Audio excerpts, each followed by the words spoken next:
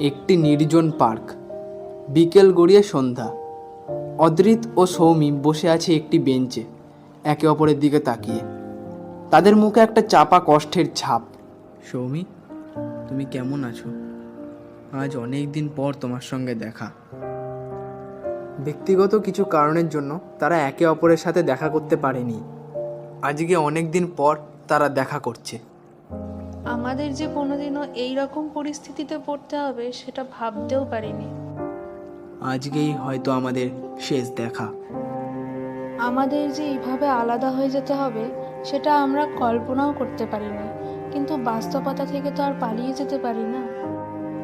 তাদের ভালো সময়ের কথা অদ্রিতের মনে পড়তে থাকে। যে অফিসে সৌমি কাজ করে সেই অফিসেরই বস হলো অদ্রিত। সৌমির মিষ্টি ব্যবহার অদ্রিতের ভালো লাগতো। বলছি স্যার, আপনাকে কিছু বলার ছিল। হ্যাঁ, বলো। যত ছোট বড় বিষয়ই হোক না কেন, সৌমি অদ্রিতকে দেখিয়ে সেই বিষয়টি কনফার্ম করে নিত। সৌমি কথা বলাকালীন অদ্রিত তার দিকে এক দৃষ্টিতে তাকিয়ে থাকত। এই বিষয়গুলির জন্যই অদ্রিত সৌমিকে নিজের অজান্তেই ভালোবেসে ফেলে। কি ভাবছো এত তুমি অদ্রিত? কিছু না, ওই হঠাৎ করে আমাদের পুরনো স্মৃতির কথা মনে পড়ল। মনে আছে তোমার, তুমি আমাকে সেই কফি হাউসে প্রপোজ করেছিলে? সেই কথা কখনো ভোলা যায়?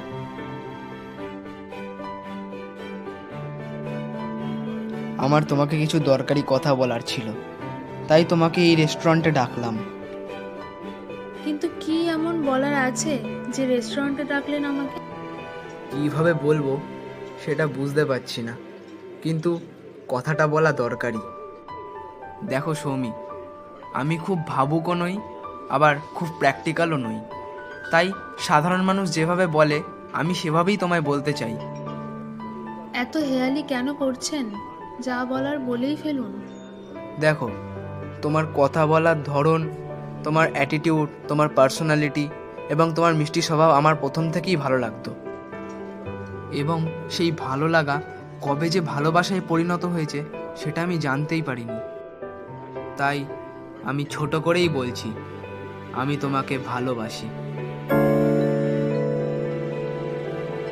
আমি জানি না তোমার কি উত্তর হবে, তবে তোমার উত্তরের অপেক্ষায় থাকবো। আমি বুঝতে পারতাম স্যার যে আপনি আমাকে প্রথম থেকেই পছন্দ করেন, কিন্তু শিওর ছিলাম না। এখন পুরোটাই শিওর হয়ে গেলাম। কিন্তু আপনি তো আমার সম্পর্কে কিছু না জেনেই আমাকে ভালোবেসেছেন, তাই আমার মনে হয় এখন আপনাকে সব কিছু বলা দরকার। আমি যখন ক্লাস 8-এ পড়ি তখন আমার মা বাবা একটি রোড অ্যাক্সিডেন্টে মারা যান, এবং তারপর থেকেই আমি অরফ্যানেজে বড় হয়েছি। আর সেখানকার মানুষগুলোর জন্যই আজকে আমি এত বড় হতে পেরেছি, এত বড় একটা কোম্পানিতে চাকরি করছি। এবার বলুন, এত কিছুর পরেও আপনি আমাকে ভালোবাসবেন আগের মতনই? আমি শুধু তোমাকেই ভালোবাসি, তোমার ফ্যামিলিকে নয়।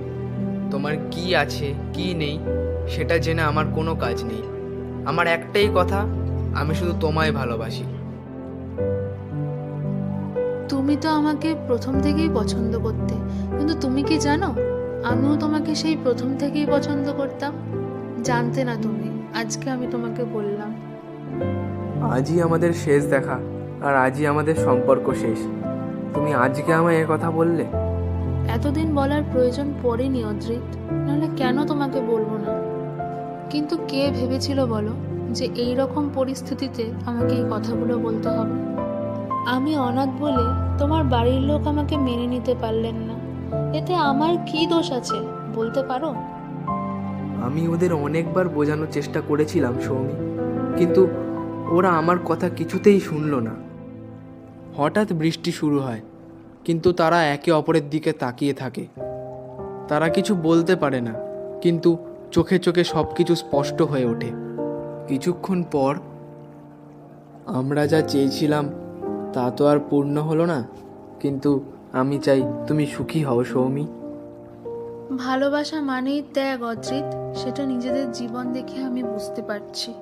আমার কাছে তোমার সুখটাই সব থেকে বড় ছিল, আর সেটাই সারা জীবন চেয়েছি।